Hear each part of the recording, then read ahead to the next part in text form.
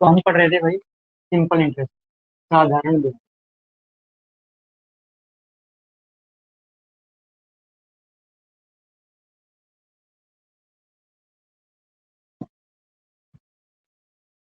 अब इसमें क्वेश्चन देखो। क्वेश्चन है, एक व्यापारी ने 45,000 रुपये, एक व्यापारी ने 45,000 रुपये का ऋण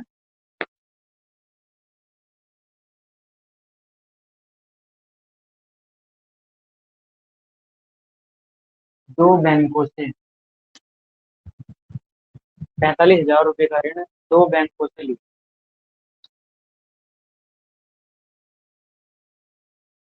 ठीक है, कोई व्यापारी था जिसने लोन लिया, और लोन दो अलग अलग बैंकों से लिया। ठीक है ना।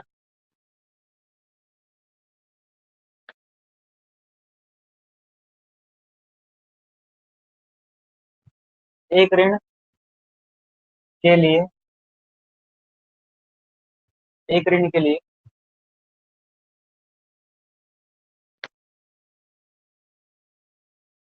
8% वार्षिक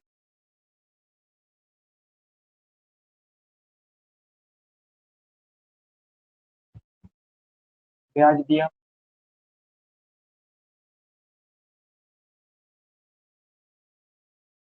तथा दूसरे ऋण के लिए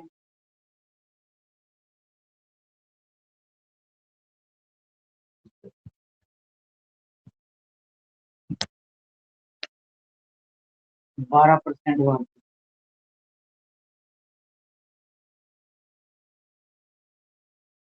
ब्याज दिया। दूसरे ऋण के लिए 12% वार्षिक ब्याज दिया। यदि एक वर्ष का कुल ब्याज,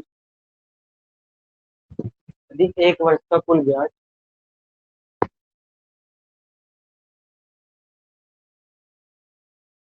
रुपए हैं,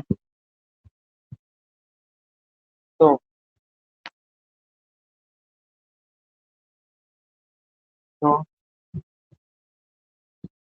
8% की दर पर, 8% की दर पर कितना धन लिया गया था। 8% की धन दर पर कितना धन लिया गया था। ठीक है, देखो भाई, इसे करते हैं।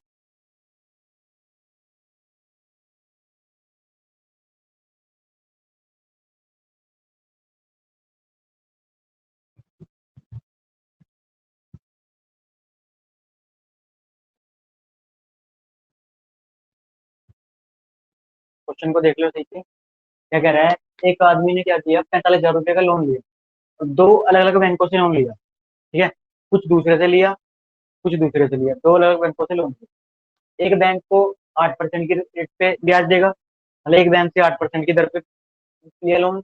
दूसरे बैंक से जो लिया 12% की दर पे लिया लोन। उसने एक वर्ष में टोटल मिला के ओवरऑल कुल ब्याज जो दिया बैंकों को, दोनों को मिला के जो दिया, वो 4,440 रुपये दिया। तो आपसे ये पूछ रहा है, आखिर 8% की दर पे कितना पैसा लिया था, या फिर 10% की, सॉरी 12% की दर पे कितना पैसा लिया होगा। इस बात को जानना चाहते हैं। ठीक भाई, देखो, आप चाहो तो इसे एलिगेशन लगा के भी कर सकते हो। ठीक है, या हम बिना एलिगेशन के करें तो देखो, लोन कितना लिया उसने, 45,000 रुपये का लोन लिया। 45, इसका कुछ हिस्सा उसने किस पे लिया, कुछ हिस्सा लिया उसने 8% की दर पे, कुछ हिस्सा लिया था उसने 10% की दर पे। तो इस हिसाब से टोटल ब्याज जो उसने दिया एक साल में, 4,440 रुपये का उसने टोटल ब्याज, ये ओवरऑल ब्याज। ठीक है भाई, देखते हैं। अच्छा सॉरी, 12% था, 12% की दर। ठीक है, अब एक बार बताओ, क्या कह रहे हो भाई, 1,680 रुपये। नहीं भाई, सुनो पहले देख लो। ठीक है, अगर मैं इस 12% को ऐसे भी तो लिख सकता हूँ कि भाई, ये मैंने आपको बताया भी था एक बार, याद आया कुछ? कुत्ते बिल्ली वाले क्वेश्चन बताए थे। ठीक है। अब एक बात बताओ, अगर वो 8-8% ब्याज ही देता, पहले बैंक को भी दूसरे बैंक को भी, अगर 8-8% ब्याज ही देता, उस हिसाब से उसको 45,000 का 8%, 45,000 का 8% उसे ब्याज देना चाहिए। यानी कितना ब्याज बनता है उस हिसाब से इसका? 0, 8 पंजे 40, और 8 चौक 32 और 4 36, यानी इतना ब्याज उस टाइम बनना चाहिए था। ठीक भाई, क्योंकि अगर वो 8-8% पे ही दोनों से ब्याज पे लेता, 8-8% पे ही, तो 45,000 का 8% कितना होगा? 8 पंजे 40, 8 चौक 32 और 4 36, यानी 3600 का ब्याज देना चाहिए था, लेकिन दिया उसने कितना है? 4400 का। जो एक्स्ट्रा ब्याज दिया ये कितना? 840 का जो ब्याज दिया एक्स्ट्रा में ये, ठीक है, ये एक्स्ट्रा ब्याज किसकी वजह से दिया? इस 4% की वजह से, यानी 4% की तो वैल्यू है, 4% की वैल्यू है, 4% की वैल्यू है, तो 1% की वैल्यू कितनी रहेगी? 4 से डिवाइड कर दो, 1% की वैल्यू होगी 4 दूनी 8, और तो हमें निकालनी है 100% की वैल्यू, तो 100% की वैल्यू कितनी हो जाएगी? 21,000। ठीक है, 21,000 रुपए, यानी कि 12% पे जो पैसा दिया गया है ना, वो 21,000 रुपए था। अगर 21,000 तो लिए उसने 12% के हिसाब से, तो बच गए जितने बचे होंगे, कितने बचे होंगे भाई? आप 45,000 में से घटा लो 21,000, कितना बचा? 45,000 में से आप 21,000 घटाओगे तो कितना? 24,000 बचेंगे। जो 24,000 रुपए हैं, वो उसने किस पे लिए होंगे? 8% पे लिए होंगे। हालांकि वो यही पूछ रहा था कि 8% पे कितना पैसा लिया, तो यही है वो 24,000 रुपए। नमस्ते भाई साहब।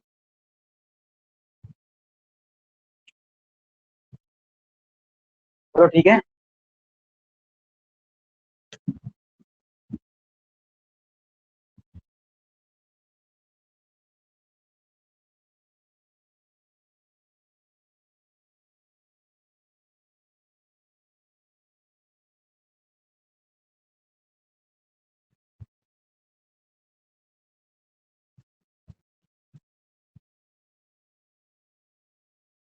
चलो ठीक है।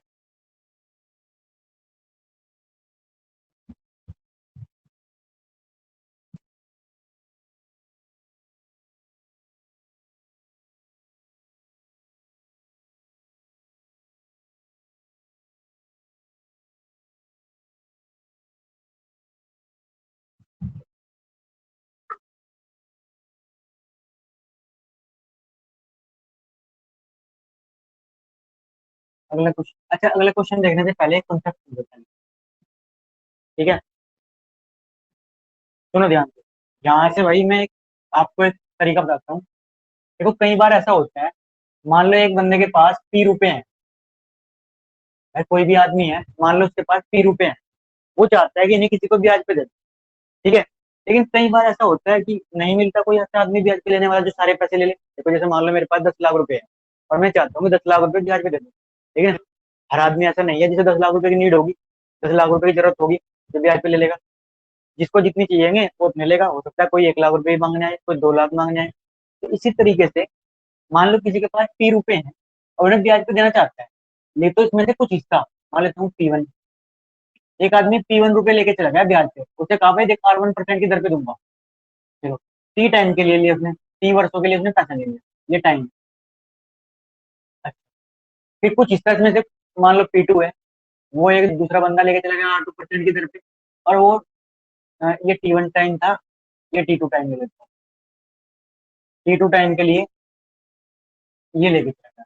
इसमें से कुछ हिस्सा मान लो P3 है, और R3 की दर पे T3 टाइम के लिए मान लो कोई और बंदा पैसा लेके चला गया। मेरी बात समझ रहे हो? क्या कहना चाह रहा हूँ मैं?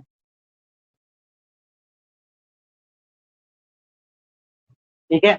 अब देखो, कई बार ऐसा हो जाता है कि मान लो आपने 3 अलग अलग लोगों को पैसा दिया, अलग अलग दर पे दिया, अलग अलग टाइम के लिए दिया, लेकिन जब आपने वो आपको ब्याज देने आए तो आपने देखा यार हर जगह से मुझे ब्याज सेम ही मिला। रहता है ना कई बार कि अगर देखा जाए यार हर किसी से मुझे बराबर ही ब्याज मिला। ठीक है, तो वही बात है। दो केस यहाँ से बनते हैं। पहला केस क्या है?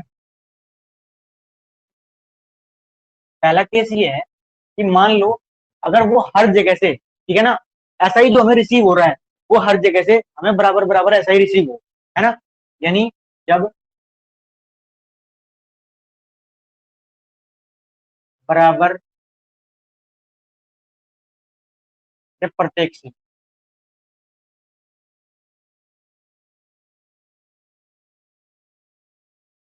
बराबर ब्याज प्राप्त।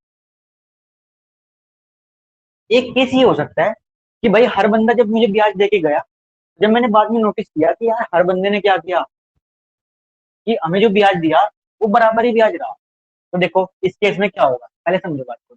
अगर पहले वाला बंदा ब्याज देने आया होगा तो कितना ब्याज देके गया होगा भाई। फॉर्मूला क्या होता है साधारण ब्याज का, मूलधन गुना दर, ठीक है ना, ऐसे कर लो चाहे, मूलधन गुना दर गुना समय बटे 100। पहले वाले बंदे ने इतना ब्याज दिया होगा, दूसरे वाले ने कितना दिया होगा, मूलधन गुना दर गुना समय बटे 100, उसने इतना ब्याज दिया होगा।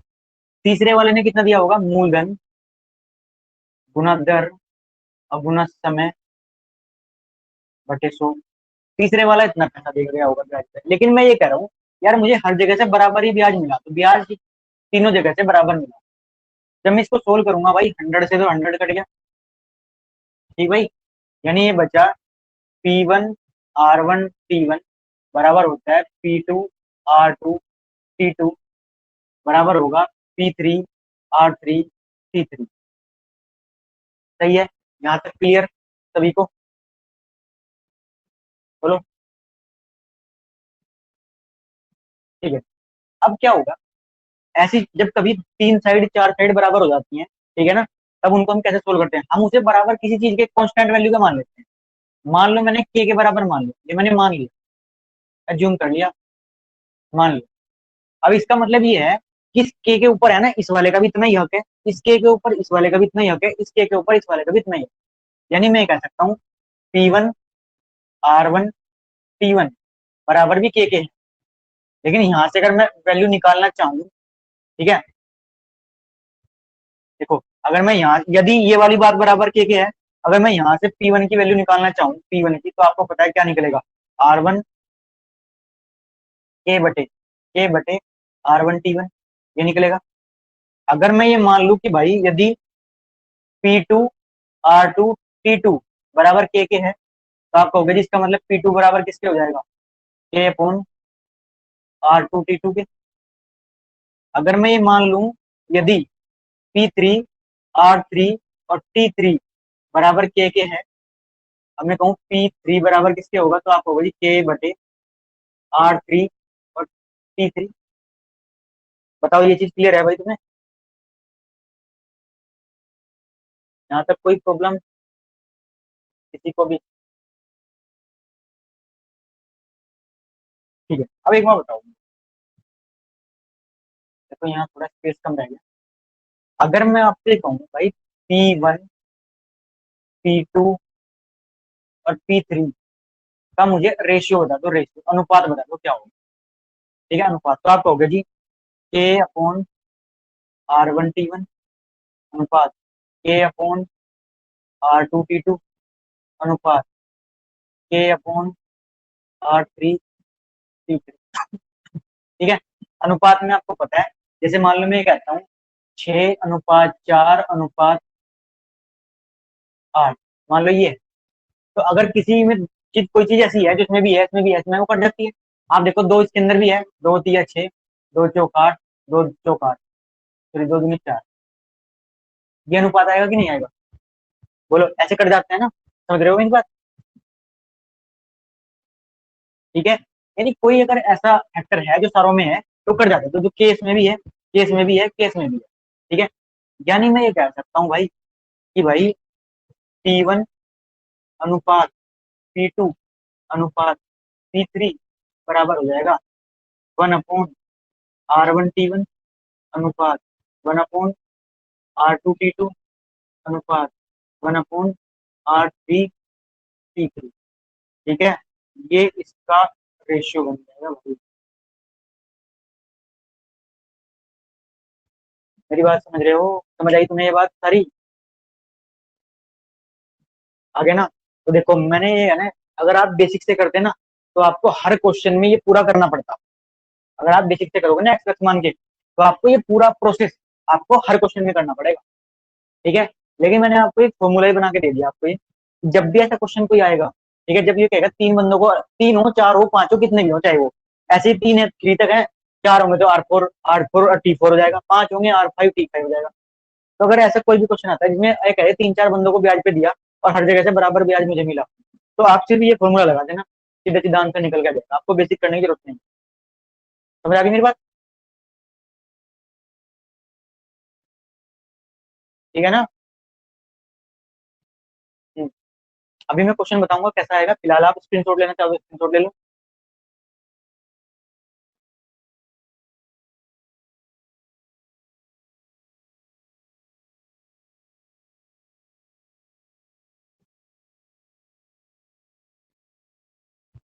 हो गया? चलो ठीक है। बस इस फॉर्मूले को ध्यान रखना, मैं एक क्वेश्चन लिख रहा हूँ। ठीक है, इसे हटा, ये केस फर्स्ट बताया मैंने इसका, दो केसेस के हो सकते हैं।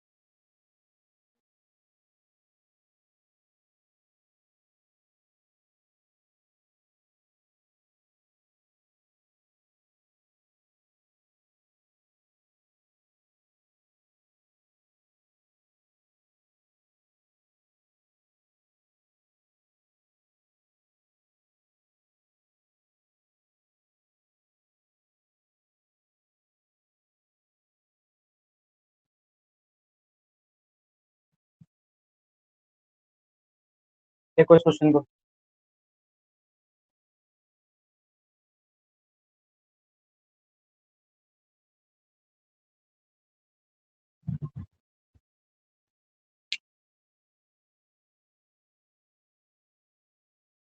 ठीक भाई, हमने क्वेश्चन देखा कि 13,000 रुपए थे एक आदमी के पास, उसने इसे तीन भागों में बांट दिया, और इस तीन मतलब तीन अलग अलग बंदों को शायद पैसा दे दिया होगा। हाँ जी।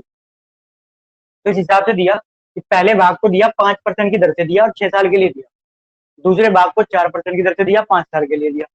और तीसरे भाग को 10% की दर से दिया, 4 सालों के लिए दिया। मुझे आप बताओ कितना कितना पैसा किस किस को कितना कितना दिया। ठीक है भाई, इसको देखो कैसे करेंगे। भाई बात तो मैंने अभी क्या बताया आपको, जो P1 P2 और P3 का जो रेशियो होगा, ठीक है, मूलधनों का जो अनुपात होगा वो क्या होगा, 1/R1T1 अनुपात 1/R2T2 अनुपात 1/R3T3। ये मैंने आपको बताया। तो इसमें वैल्यू रखनी है। अब एक बात बताओ, 1/R1 कितनी है, दर कितनी थी पहले, 5%।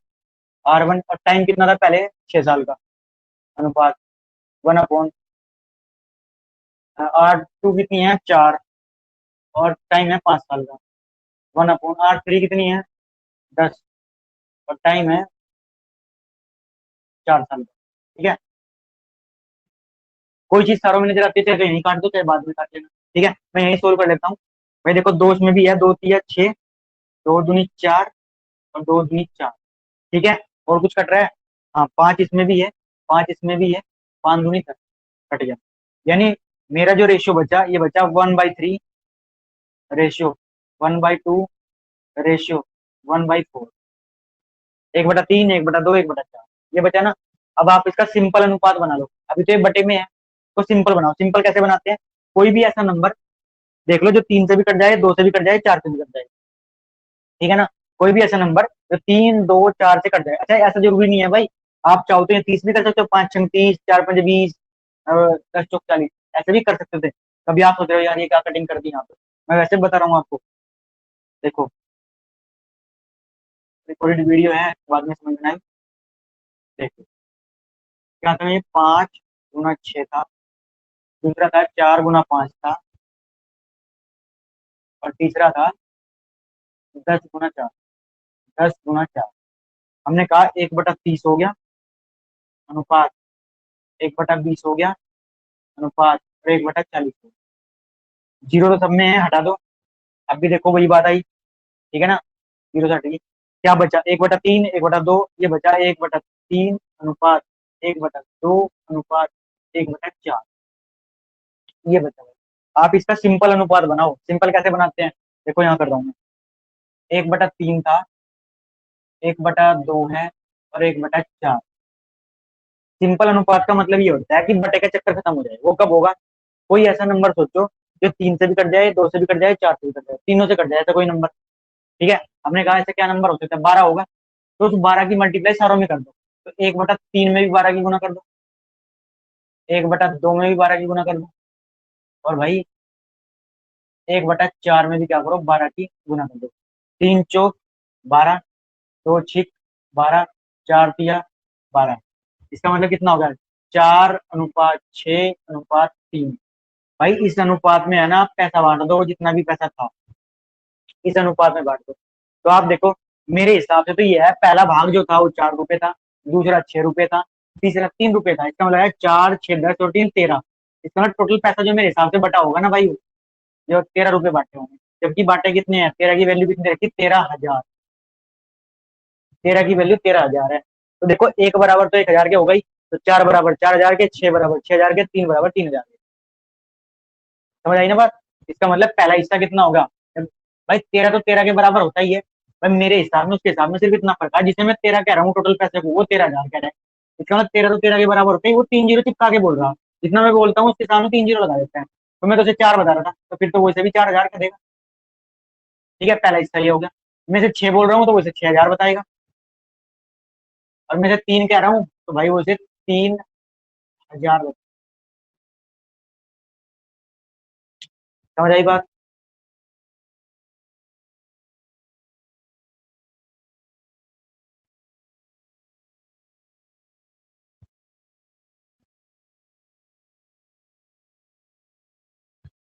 ठीक है,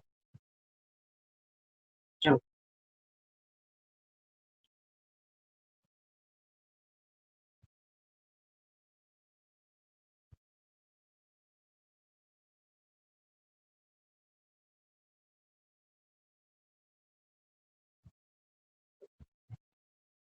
देखो, अब जानते हैं इसका दूसरा केस क्या है।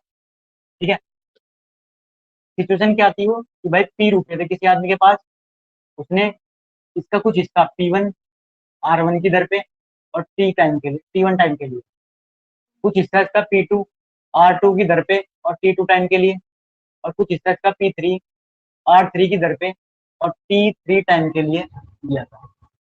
ठीक भाई, अब हम क्या करते हैं, केस सेकंड, दूसरा केस देखते हैं क्या है।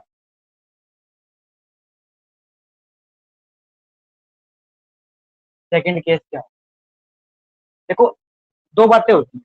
मान लो हमने तीन बंदों को अलग अलग, तीन को, चार को, पांच को, ठीक है, जितनों को भी आपने पैसा दिया होगा, ठीक है ना, मान लो आपने किसी को पैसा दिया। ऐसा हो सकता है कि जब वो ब्याज देने आए तीनों बंदे, हो सकता है आपको जब ब्याज मिला हो तो आपने चीज नोटिस की हो कि यार ब्याज हर जगह समझो सेम ही मिला, बराबर ही ब्याज मिला। एक बात तो ये हो सकती है, ये तो मैंने तुम्हें बता दिया। लेकिन ऐसा भी तो हो सकता है कि ब्याज तो आपको बराबर नहीं मिला।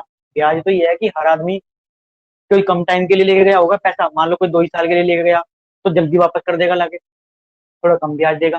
जो लेट ज्यादा टाइम के लिए लेके गया होगा तो ज्यादा ब्याज देगा।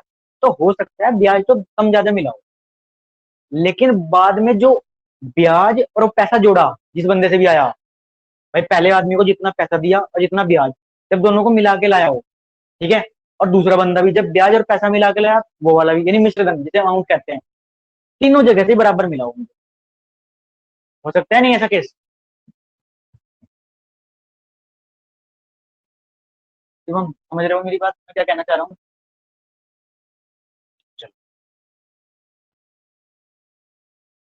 ठीक है, एक बार मैं समझा देता हूँ क्योंकि हो सकता है ना समझ आया।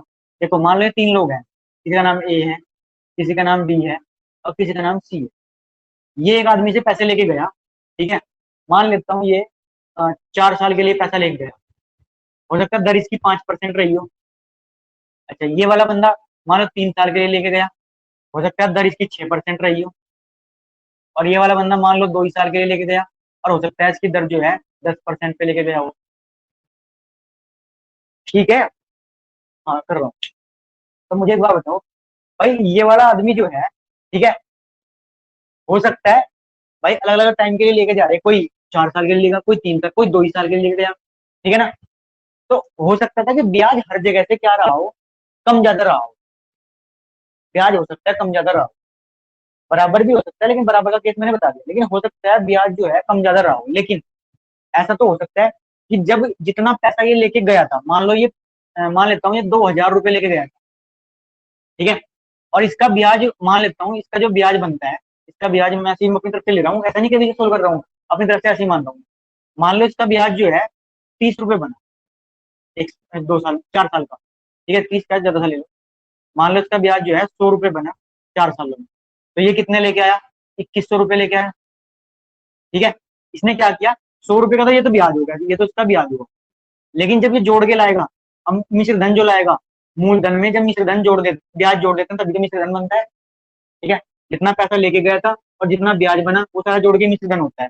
यानी ये मिश्र धन जो लेके आया कितना, 2,000 और 2100 रुपये लेके आया, 2100 रुपये लेके आया। ठीक है भाई, लेकिन हो सकता है ये 1,500 रुपये लेके गया हो, ये 1,500 रुपये लेके, कम पैसे लेके गया हो, क्या पता। तो आप सोच रहे होंगे कम या ज्यादा चाहे कितने भी लेके गया हो, ठीक है, इसका 3 साल का टाइम है, ब्याज भी कम बनना चाहिए, लेकिन कम बनना चाहिए था, ठीक है, ब्याज भी कम बनना चाहिए था, ठीक है, और ये 6% दर भी ज्यादा है इसकी, हो सकता है ब्याज बराबर ही हो गया हो।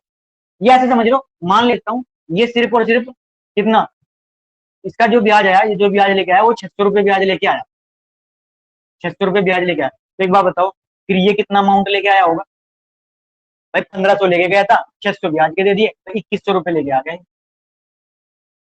ठीक है, अच्छा ये मान लो, मैं ऐसे मान लेता हूँ ये 1,000 रुपये लेके गया था, ब्याज पे 1,000 रुपये लेके गया था, और सोल्व जब मैं ऐसे ही मान लिया मैंने कि मान लो इसका जो ब्याज बना 2 सालों का 10% की दर से, मान लो इसका 1,100 रुपये का ब्याज बन गया, 1,100 का ब्याज बन गया, तो ये कितना पैसा लेके आएगा भाई, ये कितना ला, ये भी 2100 लेके आ गया, क्योंकि भाई 1,500 लेके गया था, 600 का ब्याज होगा, 2100 रुपये लेके आया। ये 1,000 ले गया था, 1,100 का ब्याज होगा, 2100 रुपये लेके आया। तो हमने, मैं ये कहना चाह रहा हूँ, भले ही ऐसा हो सकता है ब्याज जो है कम ज्यादा रहा हो, कोई कम लाया हो, कोई ज्यादा लाया हो, कोई ज्यादा लाया हो, लेकिन ऐसा भी हो सकता है कि बाद में भाई ऐसा रहा हो कि जब आदमी ने उसके पैसे जोड़ के देखे हों, जितने वो लेके आया वो सब बराबर बराबर ही लेके आ गए हों। आप समझ रहे हैं मेरी बात, मैं क्या कहना चाह रहा हूँ।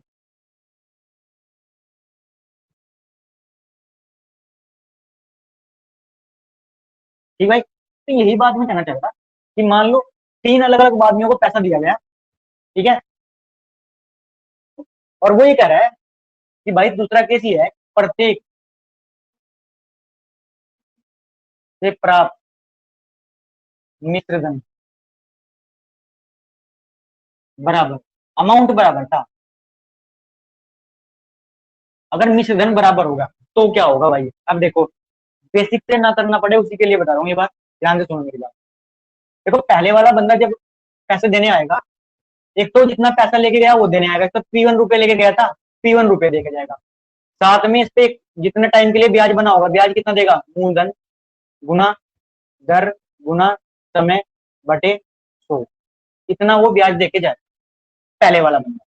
दूसरा जो आएगा वो क्या करेगा, जितना पैसा लेके गया वो तो देगा ही देगा, साथ में इस पे ब्याज भी देगा, मूलधन गुना दर और गुना समय बटे 100। ठीक है भाई। अच्छा, जो तीसरा बंदा है वो जितना पैसा लेके गया होगा वो तो देगा ही देगा, साथ में ब्याज भी देगा इस पे, मूलधन गुना दर और गुना समय बटे 100। ठीक है, ये क्या है, ये मिश्रधन ही तो है, अमाउंट ही तो है। उसने कहा हर जगह से जब मुझे पैसा मिला वो जगह से बराबर मिला। बताओ, यही तो कह रहा था मैं, समझ आई बात, बोलो। अरे ठीक है, बताओ यार, इसको सोल्व कर लेते हैं। देखो 100 की गुना यहाँ कर दोगे तो ये बन जाएगा 100 P1 plus P1 R1 T1 बटे 100 बराबर होगा 100 P2 plus P2 R2 T2 बटे 100, 100 P3 प्लस P3 R3 और T3 बटे 100। आपको पता है 100 तो कट जाएगा हर जगह है। अच्छा, जो मेरा बच्चा, ये बच्चा, अच्छा इसमें से मैं P1 कॉमन भी ले सकता हूँ, मैंने P1 कॉमन ले लिया, ये बचता है मेरा 100 प्लस R1 T1। यहाँ से बचा P2 कॉमन लेने के बाद मेरा बचा 100 प्लस R2 T2, और यहाँ से मेरा P3 कॉमन लेने के बाद बचा 100 प्लस R3 T3। ये चीजें बची, यहाँ तक कुछ डाउट हो तो पूछो।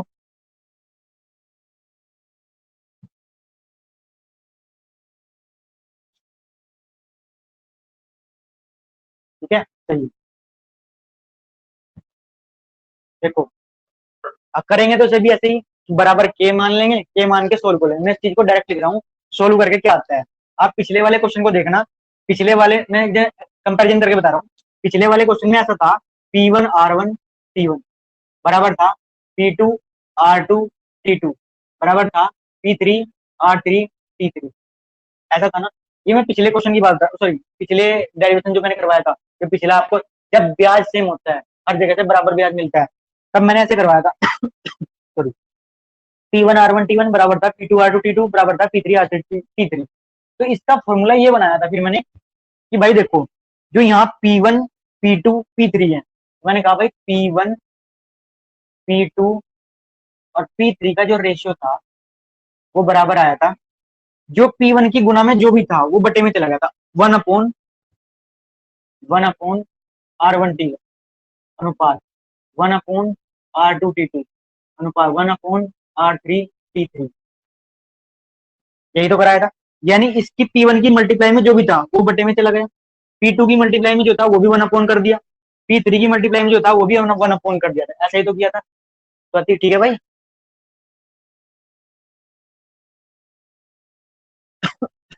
ठीक है, ठीक है, ऐसे ही मैं कर रहा हूँ, P1 की मल्टीप्लाई में जो भी है मैं डायरेक्ट लिख रहा हूँ, तो सॉल्व नहीं कर रहा हूँ। शिवम समझ रहे भाई, मैं डायरेक्ट लिख रहा हूँ, तो मैं ये कर रहा हूँ, इसमें जो बनेगा आपका बनेगा P1 अनुपात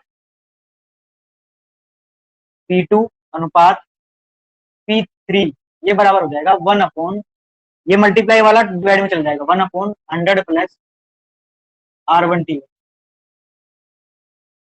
ठीक है भाई, अनुपात 1/100 प्लस R2 T2, और ये भी 1/100 प्लस R3P3।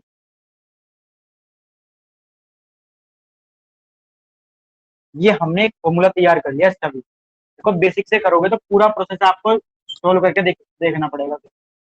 अब हमें सोल्व नहीं करना, आप बस इस चीज को ध्यान रखो। अगर हर जगह से अमाउंट बराबर मिलता है, अमाउंट आपको मिश्रण बराबर मिलता है, जो अमाउंट रिसीव किया वो बराबर है, तो भाई आप क्या करोगे, उस टाइम पे ये फॉर्मूला लगा लेना, आपको पता लग जाएगा।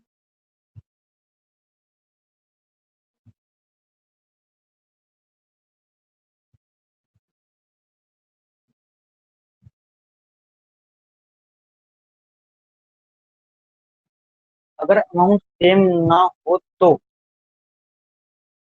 अमाउंट सेम नहीं होगा तो ब्याज सेम होगा।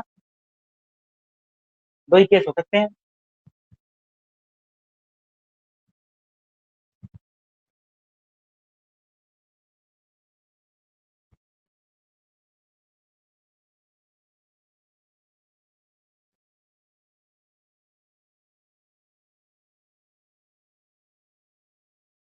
हो गया।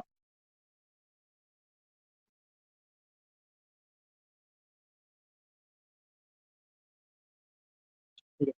देखो दीपांशु, भाई आपने किसी को तीन चार बंदों में पैसा बांट दिया, ठीक है ना। दो ही चीजें आप, जब वो पैसे देने आएंगे, दो ही चीज बराबर आप कह सकते हो। भाई जब पैसा आप ब्याज पे देते हो और पैसा वापस आपको मिलता है, आपके सामने होता ही क्या है, या तो ब्याज है या अमाउंट है। दो ही चीज तो है, तो ये तो अमाउंट ही सेम होगा या फिर ब्याज ही सेम होगा।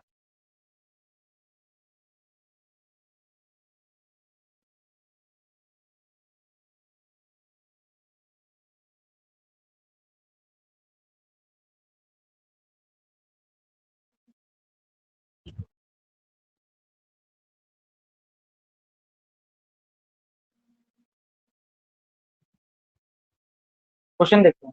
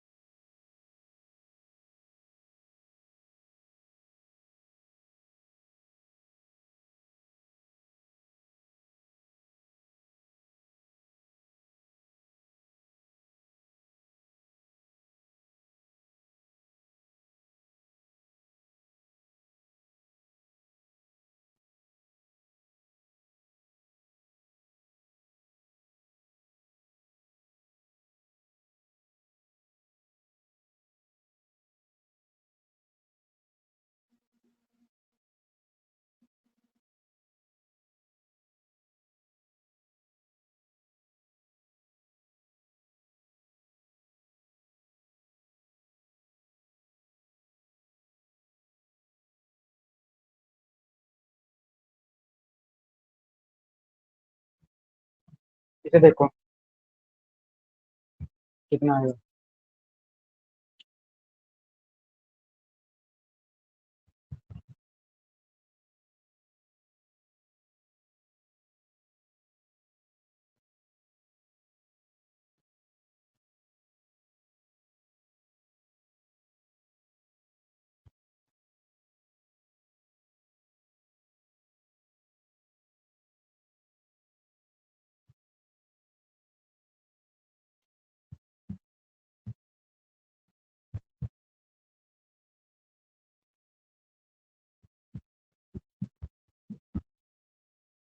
ठीक है भाई, दुकान से चाहिए।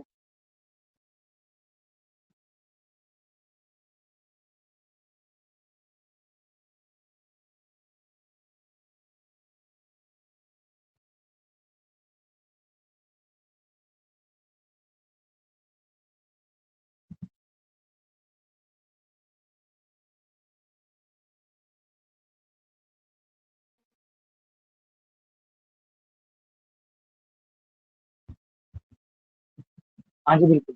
देखो तीनों जगह से प्राप्त धनराशि बराबर है। इसने कहा धनराशि बराबर है, ना कि ब्याज।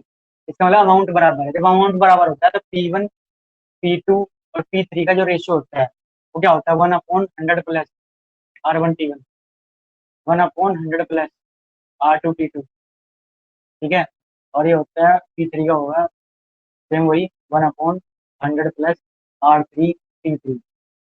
तो 1/, कितना हो गया, कितना है भाई, R1 100 प्लस R1 कितनी है, 10 गुना 5, 10 गुना 5। ठीक है, 1/100 प्लस R2 T2, R2 कितनी है, 4 और 5, 4 गुना 5। और ये हो जाएगा 1/100 प्लस R3 कितनी है, 5%। और 20 साल का टाइम। ठीक है, इसको सोल्व कर लो, ये बन जाएगा 10 पंजे 50 और 100 150, 150। ये बनेगा 4 पंजे 20, 120। और ये बनेगा 1/30 पंजे 100, 100, 200, 200। एक जीरो सब में से कट गई।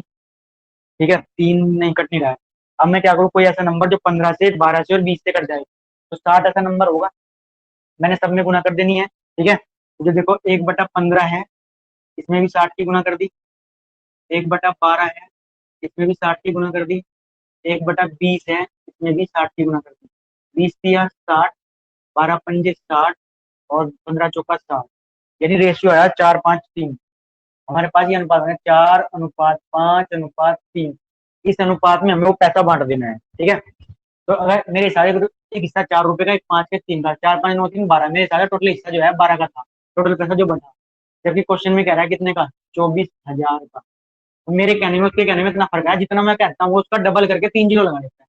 जितना भी मैं कह रहा हूँ, मैं 12 कह रहा हूँ तो डबल कर रहा है, 24 और 3 जीरो लगा रहा है। तो मतलब 4 कह रहा था, तो वो उसका डबल करेगा और 3 जीरो लगा, इसका डबल करेगा और 3 जीरो लगा देगा, इसका भी डबल करेगा और 6 और 3 जीरो लगा।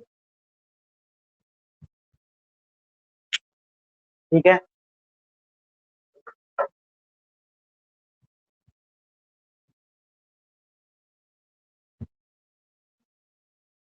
चलो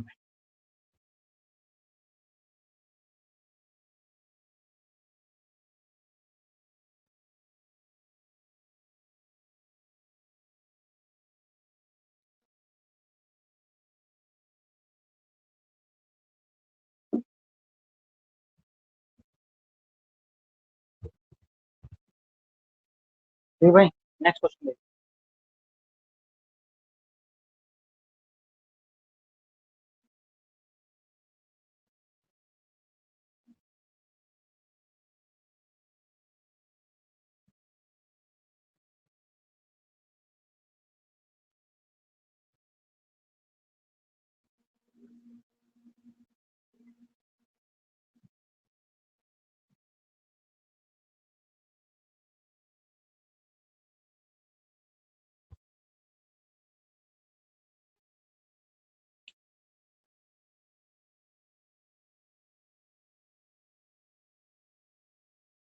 एक आदमी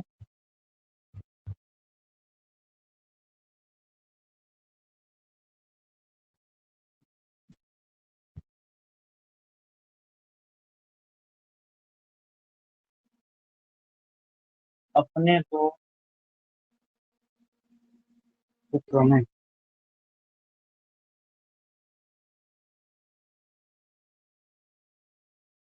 1,20,000 रुपए को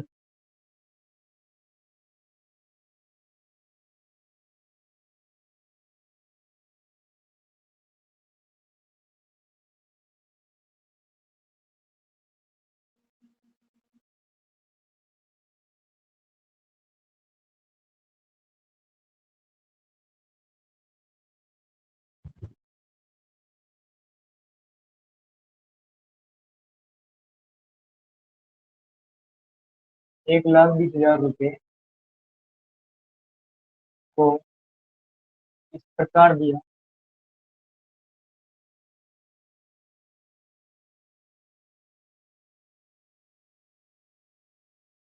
कि इस प्रकार दिया है कि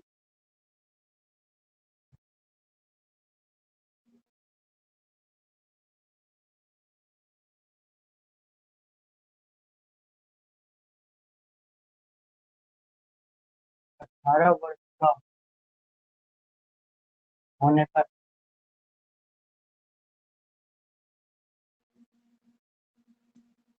दोनों पुत्रों को समान धन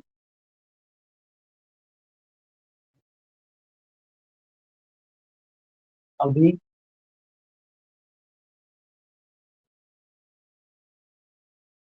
उसका एक पुत्र 12 वर्ष का तथा एक पुत्र दूसरा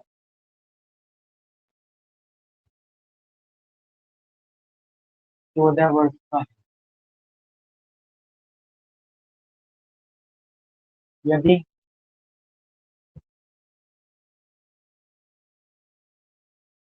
ब्याज की दर 5% वार्षिक हो तो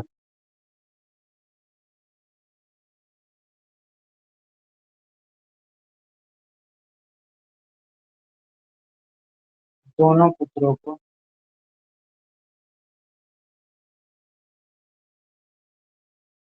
कितना कितना धन दिया गया। दोनों पुत्रों को कितना कितना धन दिया गया।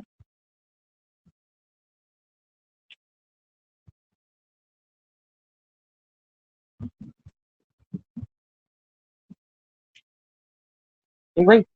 अब देखो, इसको समझते हैं बात को, क्या कह रहा है। ये कह रहा है एक आदमी ने अपने दो पुत्रों को 1,20,000 रुपए दिए। ठीक है। ऐसा नहीं कि उनके हाथ में दे दिए, ऐसा नहीं दिया। उसने क्या किया, जैसे बैंक में एफडी नहीं करवा जाते, इसी तरीके से है, बैंक में जमा कर दिया। ये लैंग्वेज प्रॉपर नहीं लिखी। ठीक है। उसने, ध्यान से समझ लो, पहले मेरी बात, हो सकता है आप ये फिलहाल आपको फॉर्मूला या दिख रहा हो कोई, जल्दी से आप निकाल दो, पहले बात को समझ लो। देखो, एक आदमी के पास 1,20,000 रुपए थे, उसने क्या किया, बैंक में जमा कर दिया, दोनों बेटों के खाते में, दोनों बेटों के नाम पे। ठीक है। दोनों बेटों के लिए जमा कर दिया, इस हिसाब से जमा कर दिया कि बैंक में, कि भाई 5% के हिसाब से ब्याज लगता रहेगा उनपे, 5% के हिसाब से ब्याज लगता होगा। और भाई उन मेरे बेटे जब ही निकाल पाए पैसे जब मैं 18 साल के हो जाएंगे। हाँ, लिख रहा, 18 वर्ष के होने पर दोनों पुत्रों को समान धन मिले। ठीक है। तो उसने ये कहा कि 18 साल के जब ये हो जाए तभी अपने पैसे को निकाल पाए, उससे पहले ना निकाल पाएंगे। ठीक है। जो भी 18 साल का होता रहेगा अपना पैसा निकालता रहेगा। ठीक है ना। और जिससे कि इनमें आपस में झगड़ा भी ना हो कि हमारे बाप ने हमारे लिए जो है पैसा बराबर बराबर नहीं दिया हमें। ठीक है ना। इसलिए उसने क्या कर दिया, कि इस हिसाब से कर दिया कि भाई जब ये 18 साल के हो जाएंगे और अपना पैसा लेने आएंगे, ठीक है, तो इनको बराबर बराबर पैसा मिले। समझ रहे हो मेरी बात। ठीक है ना। अब देखो, इसका एक बेटा था, मान लो ये पहला बेटा है और ये दूसरा बेटा है। ठीक भाई। ये बेटा वो है जो कि कितने साल का है, 12 साल का, ये 12 साल वाला है, और ये 14 साल वाला है, बड़ा बेटा है। ठीक है। ऐसे कर लो चाहे, मैं बड़ा छोटा ही लिख देता हूँ, ये छोटा बेटा है, ये बड़ा बेटा है, ये बड़ा। आप मुझे एक बात बताओ, उसने कहा दर तो मिलेगी 5% की, दोनों का ही जो पैसा लगाया बैंक में, उसने 5% के हिसाब से लगाया। ठीक है। दोनों का ही जो पैसा लगा 5% की, इसका पैसा भी कितना, 5% के हिसाब से ब्याज मिलेगा सभी, इसके पैसे पे भी, और इसके पैसे भी 5% के हिसाब से ब्याज मिलेगा। आप बताओ इसका पैसा बैंक में कब तक पड़ा रहेगा, जब तक ये 18 साल का नहीं होगा। यानी कितने साल तक इसके पैसे पे ब्याज चलता रहेगा, बताओ। भाई ये फिलहाल 12 साल का है, और जब तक इसे पैसा नहीं मिलेगा, जब तक ये 18 साल का नहीं होगा, इसका मतलब इसका पैसा जो है बैंक में 6 सालों तक इसका पैसा बैंक में पड़ा रहेगा, 6 साल तक इसका पैसा बैंक में पड़ा रहेगा। ठीक है। इस वाले का ये फिलहाल 14 साल का है, यानी इसका पैसा 4 सालों तक बैंक में पड़ा रहेगा। इसका पैसा 4 साल तक बैंक में पड़ा रहेगा। ठीक है। तो आप मुझे एक बात बताओ, इसके पैसे पे 6 साल ब्याज चलेगा, इसके पैसे पे 4 साल ब्याज चलेगा। ठीक है। और जब ये 18 साल के हो जाएंगे और ये पैसा निकालेंगे, दोनों को बराबर बराबर धन मिले, बराबर धनराशि मिले, बराबर धन मिले, मतलब कि यह क्या है, यानी कि अमाउंट बराबर मिले। ब्याज तो अलग अलग हो सकता है भाई, ब्याज तो अलग होगा ही, क्योंकि इसका पैसा कम टाइम तक बैंक में रहेगा। ये 18 साल का होते ही निकाल लेगा अपना पैसा, तो कम टाइम तक रहेगा, इससे कम ब्याज मिलेगा। इसका पैसा ज्यादा टाइम तक पड़ा रहेगा बैंक में, इससे ज्यादा ब्याज मिलेगा। लेकिन क्या है, जब ये पैसे निकाल लेंगे 18 18 साल के, ये 18 साल का हो जाएगा, अपने पैसे निकाल के रख लेगा। जब ये भी कभी 2 3 4 साल बाद ये भी 18 साल का होगा, ये भी जाएगा, ये भी अपना पैसा निकाल लेगा। ठीक है। तो जब ये एक दूसरे से बताएंगे कि मेरे हमारे पापा ने मुझे इतने पैसे दिए थे निकालने के लिए, मैंने निकाले तो मेरे भी तो नहीं आए, तो मतलब लड़ाई नहीं होगी आपस में। तो समान धन मिले, इसका मतलब पैसा कितना कितना दिया, तो हम ऐसे सोल्व कर लेंगे P1 और P2। ठीक है। इनका जो रेशियो था वो कितना होगा, 1/100 प्लस R1 T1, और 1/100 प्लस R2 T2। इस हिसाब से हम पैसा लगा देंगे। ठीक है। तो जब हम देखेंगे भाई कितना पैसा मिला, यानी पहले वाले को कितना मिला और दूसरे को कितना मिलेगा, इसके नाम पे कितने लगाए इनके पापा ने, 1/100, 100 प्लस R1 कितनी है, 5, 5×6 = 30, 5 × 6, और इसके लिए 1/100 प्लस कितना, 5% की दर है, और टाइम कितना, 4 साल। 4 साल तक इसका पैसा बैंक में रहेगा। तो ये बन गया 1/130 हो गया, 130, और ये बन गया 1/120 हो गया। इस जीरो से जीरो कट गई। ठीक है। तो इनका क्या अनुपात बन जाएगा, 12:13 हो गया, 12:13। ठीक है। जब देखो, जब भी है ना, ये दो ही हो, दो के बीच में अनुपात निकालना हो, बटे का चक्कर खत्म करना हो, तो क्रॉस कर दो, मल्टीप्लाई इसकी बना कर दो, इसकी मल्टीप्लाई इसमें कर दो। अगर दो ही है, 3 4 होते फिर हम ढूंढते ऐसा नंबर ढूंढो, 13 से 12 से कटने वाला कोई नंबर उसकी गुना करते, समझ रहे हैं ना बात। लेकिन ये क्योंकि दो ही है, तो दो में इसकी मल्टीप्लाई इधर कर दो, इसकी मल्टीप्लाई इधर कर दो, आंसर आता है। तो 12 13 के अनुपात में इनमें पैसा बता है। इसका मतलब अगर एक को 12 रुपए एक के नाम के जमा किए, तो दूसरे के नाम के 13 करे होंगे। इस ज्यादा टोटल कितना पैसा जमा किया होगा इनके बाप ने, 25 रुपए जमा किए होंगे मेरे हिसाब से, जबकि किए कितने हैं, 1,20,000, 1,20,000 रुपए जमा किए। ठीक है। तो एक की वैल्यू कितनी हो जाएगी, एक की वैल्यू कितनी होगी, 25 से काट लो। ठीक है। 25 चौका 100, 20 बच गए, एक जो 25 अट्ठे 200, 4800 रुपए। एक बराबर 4800 होगा, अगर एक बराबर 4800 के हैं, तो इसका मतलब एक बराबर तो कितना हुआ, 4800 के एक बराबर 4800 होगा। ठीक है। तो इसका मतलब अगर मैं पूछूं छोटे वाले को कितना पैसा मिला होगा, ये छोटा बेटा था जो पहले वाला, तो कितना मिला होगा।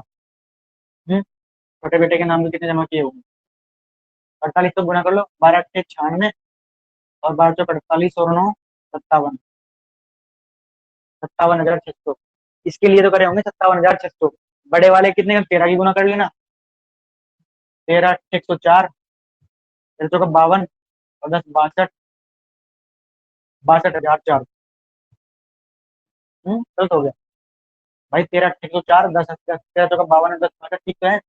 इसके नाम कितने करे होंगे, इसके नाम कितने करे होंगे।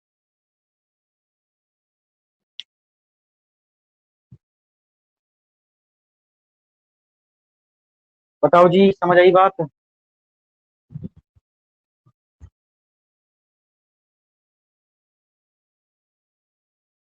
ठीक है। तो इस तरीके से आप सोल्व करेंगे, ठीक भाई। वरना आप बेसिक से करोगे तो जो मैंने आपको डेरिवेशन करके दिखाया था, फॉर्मूला निकालते टाइम, वो सारा आपको बेसिक करना पड़ेगा, इससे जल्दी हो जाए।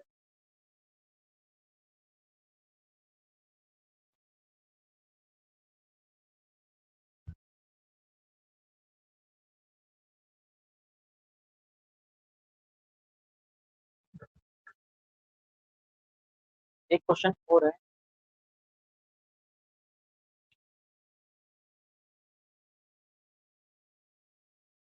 कोई व्यक्ति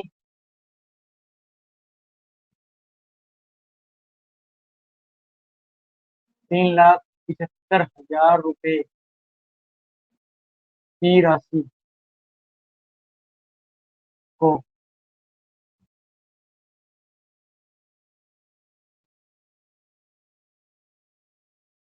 अपने पुत्र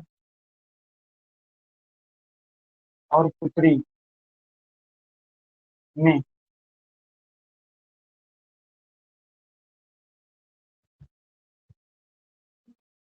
जो क्रमशः 12 वर्ष और 14 वर्ष आयु के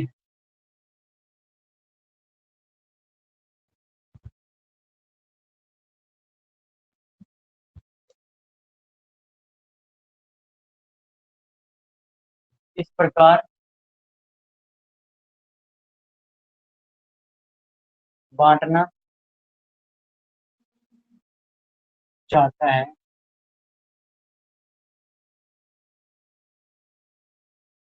कि कि प्रत्येक को 18 वर्ष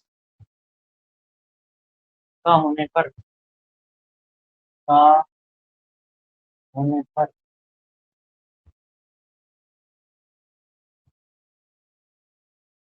5% वार्षिक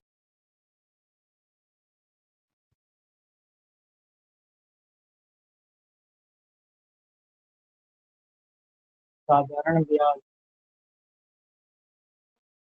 की दर से। अच्छा, एक और बात पहले इधर देखो, कभी आप लग गए हो सोल्व करने पे सबसे पहले दिखाना है करके, ऐसा कुछ नहीं है, पहले समझ लो बात।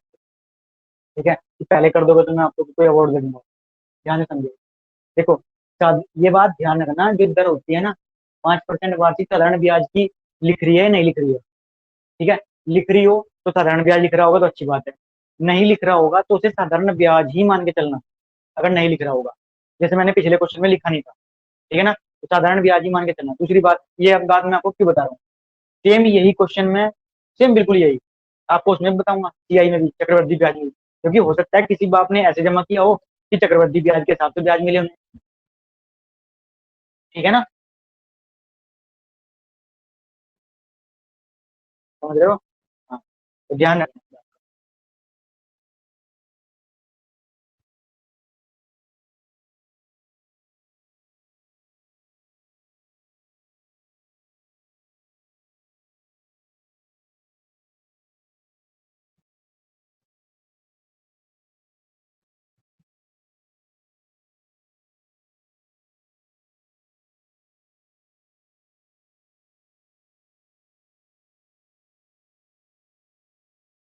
देखते हैं इसे क्या हो। क्वेश्चन ये है, एक बाप के पास भाई क्या था, एक आदमी के पास 3,75,000 रुपए थे। उसने इस हिसाब से बांट दिए कि भाई बेटा और बेटी में अपनी, कि बेटा जो है 12 साल का था, बेटी जो है 14 साल की थी। ठीक है, इस हिसाब से बांटा कि जब ये 18 साल के हो जाए दोनों, तो 5% की दर से इन्हें बराबर बराबर पैसा मिलता है। ठीक है, तो ये ना, ये पुत्र है और ये पुत्री है।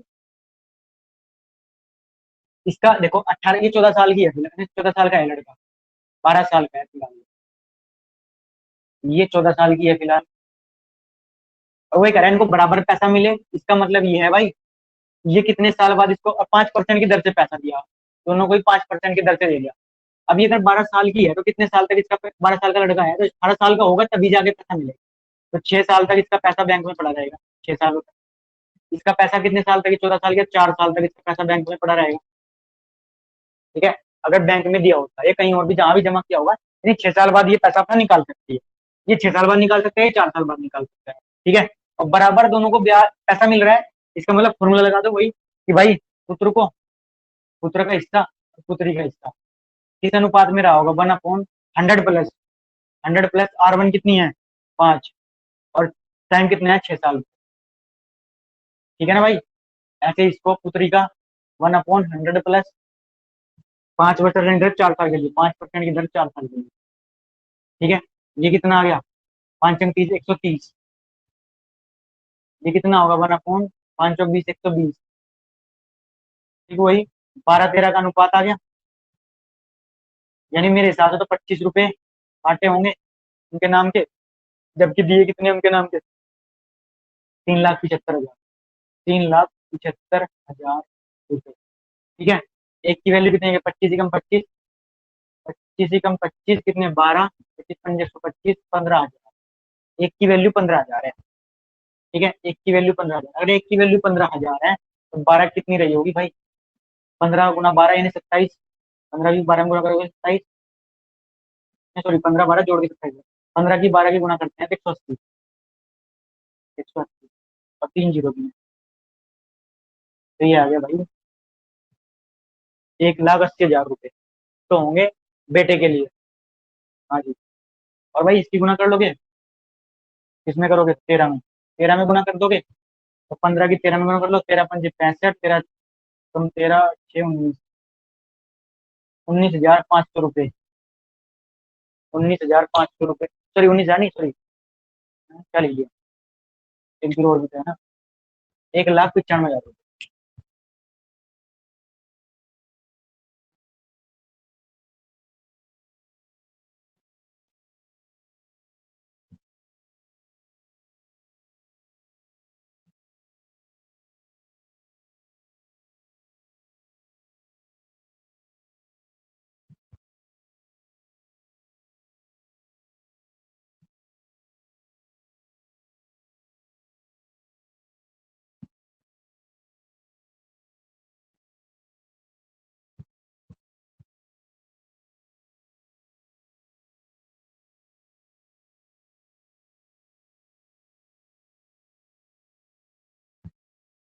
ठीक है, कर लोगे।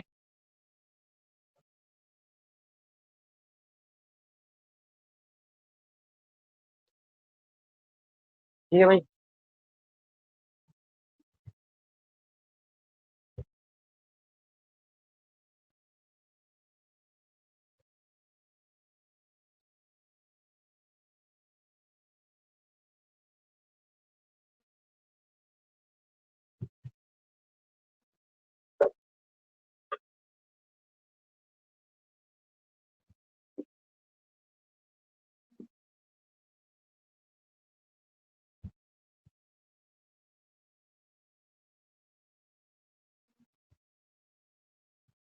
एक क्वेश्चन और देखते हैं।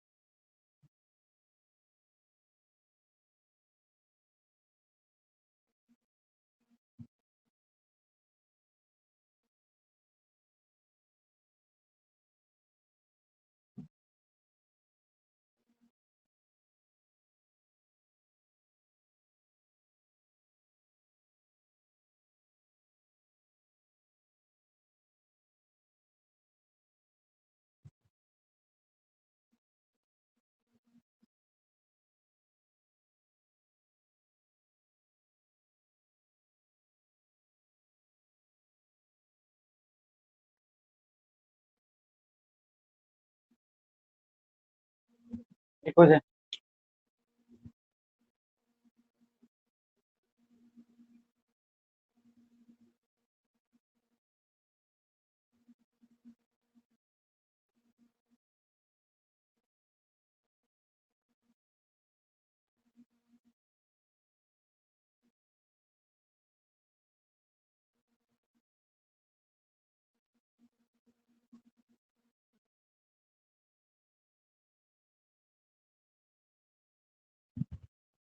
सॉरी, इसका कोई रोल नहीं है भाई, 3 वर्ष बाद।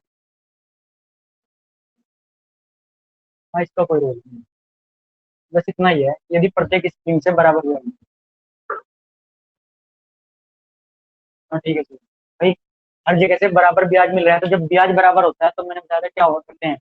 जब अगर ब्याज बराबर मिलता है तो मूलधनों का जो अनुपात होता है ना भाई, C3, वो होता है 1/R1T1, 1/R2T2, 1/R3T3।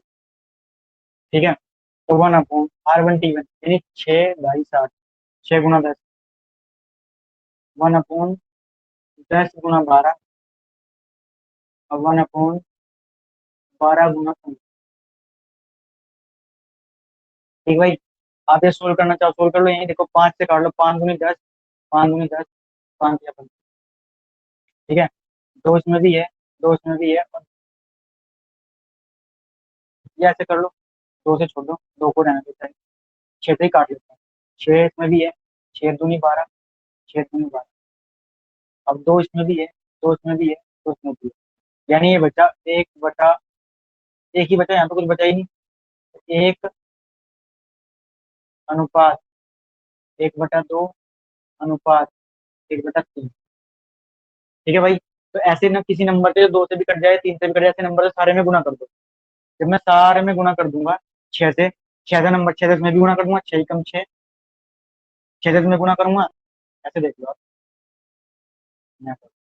ये है 1 × 6, 1/2 × 6, और 1/3 × 6। दो तिया 6, और 3 दूनी 6, यानी 1/3/2। इस अनुपात में भाई,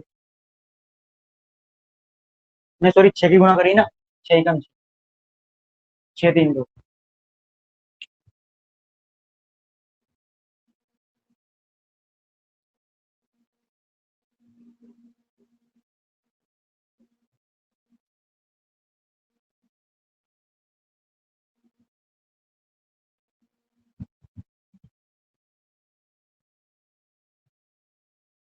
ठीक है। तो ये एक टाइप और कंप्लीट हो गया। ठीक भाई। जैसे मैं रोज ही बोलता हूँ कि इंस्टॉलमेंट रहेगा, इंस्टॉलमेंट उसका मतलब, अब इसके अलावा कुछ नहीं बचा, सिर्फ और सिर्फ इंस्टॉलमेंट बची और कुछ नहीं बचा। ठीक है ना भाई। तो कल संडे है, कल अगर क्लास हुई तो मैं आपको बता दूंगा। ठीक है ना। अगर हुई तो बस एक ही क्लास होगी, देखो पूरी क्लास नहीं होगी, जो हुई तो एक ही होगी, मैं आपको बता दूंगा। ठीक है। ठीक है। चलो ठीक है, यहीं पे रखते हैं। ठीक है भाई। Thank you. Bye bye, take care.